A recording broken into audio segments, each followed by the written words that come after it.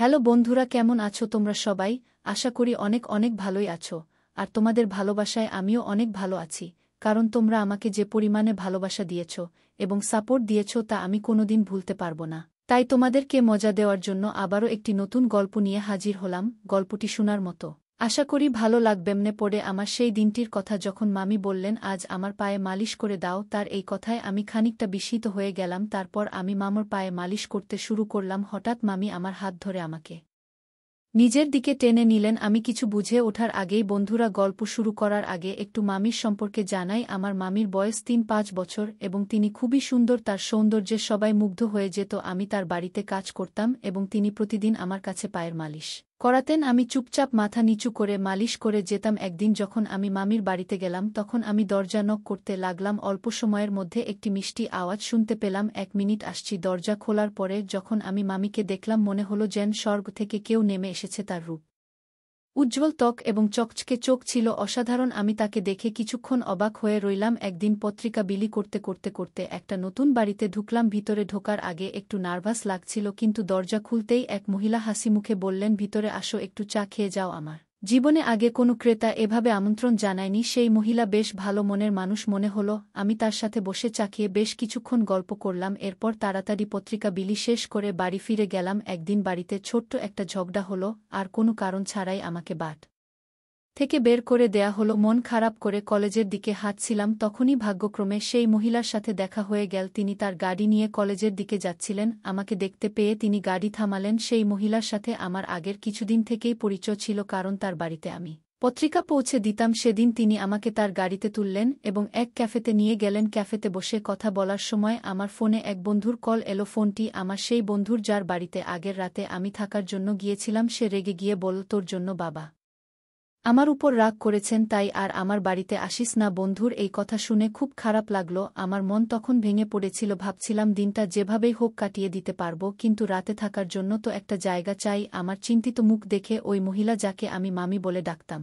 তিনি জিজ্ঞেস করলেন, কি হয়েছে তোমার, মনে এত খারাপ কেন, কোনো সমস্যা হয়েছে কি? তার কথাগুলো শুনে মনে হলো আমি আমার কষ্টগুলো শেয়ার করতে পারি, তাই সব কথা তাকে খুলে বললাম। তিনি আমার কথা শুনে মৃদু হেসে বললেন, জানো, আমি অনেক দিন ধরেই একটা সাহায্যকারী খুঁজছিলাম। আমার বাড়িটা বড় আর আমি একা সবকিছু সামলাতে পারি না। তুমি যদি চাও তাহলে এখানে থেকে আমার কাজে সাহায্য করতে পারো। কিছুদিন আগে বাড়ির পুরনো কর্মচারী গ্রামে চলে গিয়েছিল এবং সে আর ফিরে আসতে চাইছিল না। মামি বললেন, আমার এত বড় বাড়ি একা সামলানো সম্ভব নয়। তুমি যদি চাও এখানে থাকতে পারো, থাকার জায়গা, খাবার আর মাসে ৫,০০০ টাকা সম্মানীয় পাবে। তার কথা শুনে আমি অবাক না হয়ে পারলাম না, কারণ তিনি আমার সব প্রশ্নের উত্তর একসঙ্গে দিয়ে দিলেন। সেই দিন থেকেই আমি তার বাড়িতে কাজ করা শুরু করলাম। থাকার ও খাওয়ার চিন্তা থেকে মুক্তি পাওয়ার পাশাপাশি বাড়ির সমস্ত কাজের দায়িত্ব নিজের কাঁধে নিলাম। এমনকি যে কাজগুলো জানতাম না সেগুলো তিনি ধীরে ধীরে আমাকে শিখিয়ে দিলেন। একদিন দুপুরে আমি নিজের ঘরে বসে বিশ্রাম নিচ্ছিলাম, তখন তিনি আমাকে ডাকলেন, বললেন, আমার পায়ে ব্যথা হয়েছে, একটু তেল মালিশ করে দাও।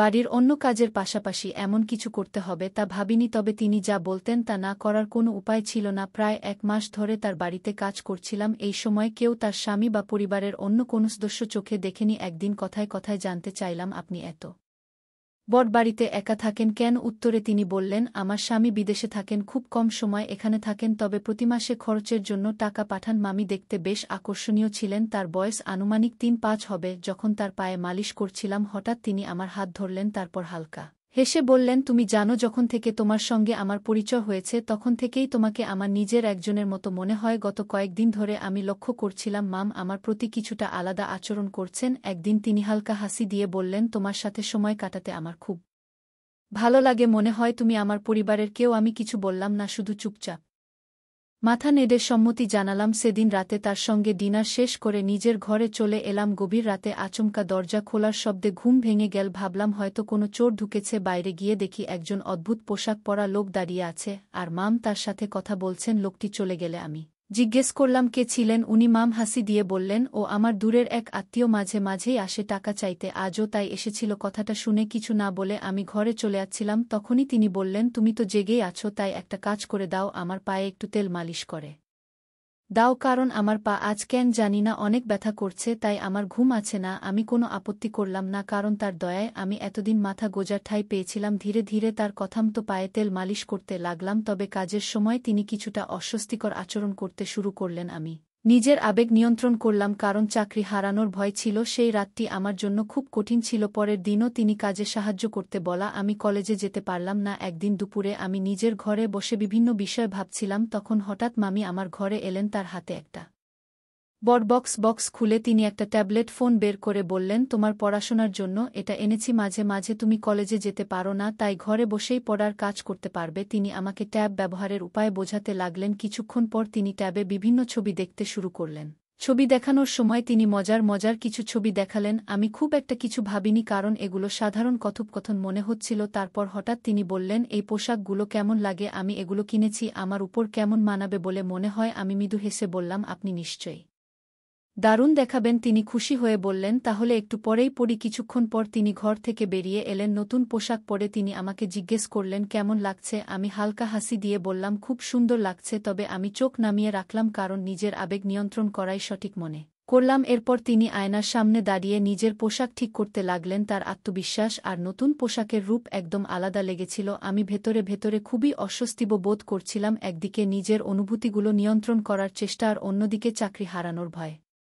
বাড়ি থেকে বের করে দেওয়ার পর এখানেই আমার থাকার সব অবস্থা হয়েছে, তাই এখানে থাকাটাই ছিল আমার জন্য গুরুত্বপূর্ণ। হঠাৎ করে মাম আমাকে জিজ্ঞেস করলেন, তোমার কাছে আমি কেমন লাগছি? আমি কিছুটা নার্ভাস হয়ে বললাম, আপনি খুবই সুন্দর লাগছেন। এই রূপ আপনার স্বামীকে দেখানো উচিত। দেখবেন তিনি বিদেশ থেকে দৌড়ে চলে আসবেন। তিনি আমার কথায় মৃদু হেসে বসলেন, তবে একটু পর মুখ গোমড়া করে বিছানায় বসে পড়লেন। কিছুক্ষণ পর তিনি বললেন, আমার স্বামীকে ভিডিও কলে এই সাজ দেখালেও কোনো লাভ নেই, তার কাছে তার কাজই সব। আমি শান্তভাবে বললাম, আপনি খুবই আকর্ষণীয় একজন মানুষ, তবে আপনার স্বামী হয়তো কাজ নিয়ে বেশি ব্যস্ত। তিনি মৃদু হাসি দিয়ে বললেন, আমার বয়স এখন ৩-৫, তবুও তিনি কখনো পরিবার নিয়ে ভাবেননি। আমি এখন একাই জীবনযাপনে অভ্যস্ত, তবে মাঝে মাঝে মনে হয় জীবনে একজন সঙ্গীর প্রয়োজন, যে আমাকে ভালোবাসা এবং আনন্দ দিতে পারবে। তার কথাগুলো শোনার পর আমি আর কোনো কথা বলি। মনে হলো তিনি তার মনের কষ্টগুলো ভাগ করে নিচ্ছেন। মামি মৃদু কণ্ঠে বললেন, যদি আমার স্বামী আমাকে সত্যিই বুঝতেন, তবে আজ এই দিন দেখতে হতো না। আমি কারো সমর্থনের জন্য এভাবে অপেক্ষা করতাম না।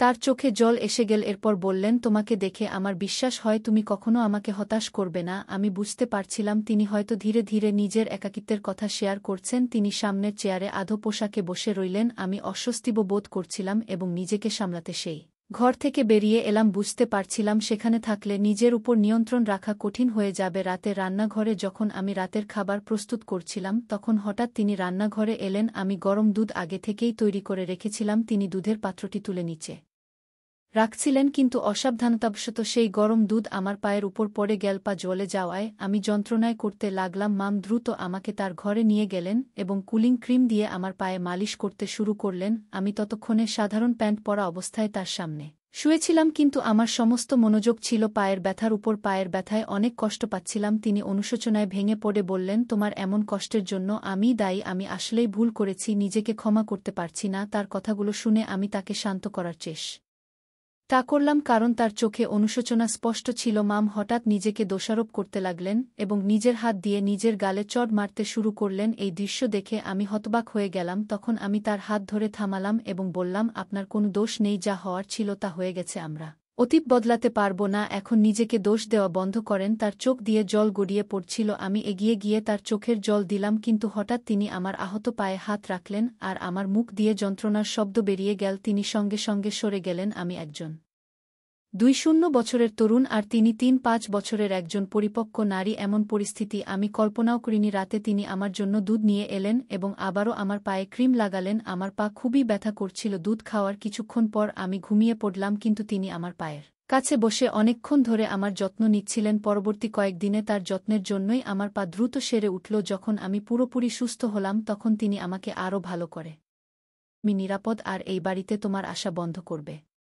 এরপর আমি নিজেকে প্রতিজ্ঞা করলাম, আর কখনো এমন ভুল করব না যাতে কারো ফাঁদে পড়তে হয়। আমি আগে থেকেই আমার অবস্থানের খবর আমার বড় ভাইকে পাঠিয়েছিলাম। তিনি সেখানে পৌঁছে যান এবং তার সঙ্গে এক নারী পুলিশও ছিলেন। মামিকে দেখেই পুলিশ তাকে চড় মারলেন। চড় খাওয়ার পর মাম সব সত্যি কথা বলতে শুরু করলেন। আসল সত্যি হলো, মামার স্বামী বিদেশে ছিলেন না, যাকে তিনি আমার কাছে ভাই হিসেবে পরিচয় করিয়ে দিয়েছিলেন। তিনি তার স্বামী, সে কোনো মানসিক সমস্যাগ্রস্ত ছিল না, বরং মামি এবং তার স্বামী মিলে শিশুদের পাচারের সঙ্গে জড়িত ছিল। তারা শিশুদের শারীরিকভাবে অক্ষম করে ভিক্ষা করতে বাধ্য করত, আমাকেও তারা সেই পথে ঠেলে দিতে চেয়েছিল। মামি আমাকে প্রতিদিন দুধের নেশা জাতীয় ওষুধ মিশিয়ে খাওয়াতেন যাতে আমি অচেতন হয়ে যাই এবং তাদের পরিকল্পনার শিকার হই, কিন্তু আমি সময়মতো নিজের ভাইয়ের সাহায্য নেই। সেই কারণেই আজ আমি মুক্ত। আমার ভাই মাম এবং তার স্বামীকে গ্রেফতার করতে সাহায্য করেন। পরবর্তী সময়ে ভাই আমাকে বললেন, তুমি আজ সত্যিই সাহসিকতার উদাহরণ সৃষ্টি করেছ, তবে মনে রেখো বাইরের পৃথিবীতে অনেক মানুষ আছে যারা শুধু তোমার দুর্বলতার সুযোগ নিতে চায়, কিন্তু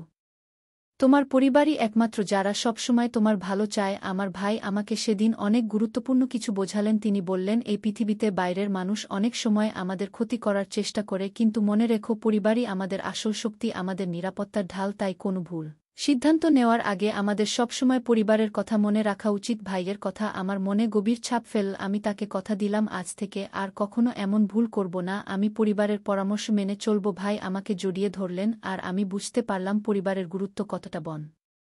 ধুরা এই পৃথিবীতে কিছু মানুষ নিজেদের স্বার্থের জন্য এত নিচে নেমে যায় যে তারা ভুলে যায় মানবতার আসল উদ্দেশ্য, কিন্তু যখন তারা সেই ভুল বুঝতে পারে ততক্ষণে অনেক ক্ষতি হয়ে যায়। আসলে এই পৃথিবীতে আমাদের পাঠানো হয়েছে ভালো কাজ করার জন্য। যদি আমরা সঠিক পথে চলি তাহলে আমাদের কখনো ভুল করার প্রয়োজন হবে না। সবাই যদি একে অপরের সাহায্যে এগিয়ে আসে তাহলে পৃথিবীটা আরও সুন্দর হয়ে উঠবে। এই গল্প আমাদের জানায় কিছু মানুষ লোভের জন্য এত নিচে নেমে যায় যে তারা অন্যদের জীবন ধ্বংস করতেও পিছপা হয় না। গল্পের মামি এবং তার স্বামী শিশু পাচার এবং শারীরিক অক্ষমতার মতো নৃশংস কাজ করত। এটি আমাদের মনে করিয়ে দেয় যে সতর্ক না হলে আমরাও এমন ফাঁদে পড়তে পারি। গল্পের শেষাংশ আমাদের মনে করিয়ে দেয় আমরা এই পৃথিবীতে এসেছি ভালো কাজ করার জন্য। পরোপকার এবং ন্যায়পথে চললে আমাদের জীবনে কখনো ভুল করার প্রয়োজন পড়ে না। একে অপরকে সাহায্য করলে সমাজ সুন্দর হয়, তাই মানবিক মূল্যবোধ বজায় রাখা প্রয়োজন। গল্পের প্রধান চরিত্র নিজের ভুলগুলো থেকে শিক্ষা নিয়েছে। সে প্রতিজ্ঞা করেছে যে ভবিষ্যতে পরিবারের পরামর্শ ছাড়া এমন কোনো সিদ্ধান্ত নেবে না যা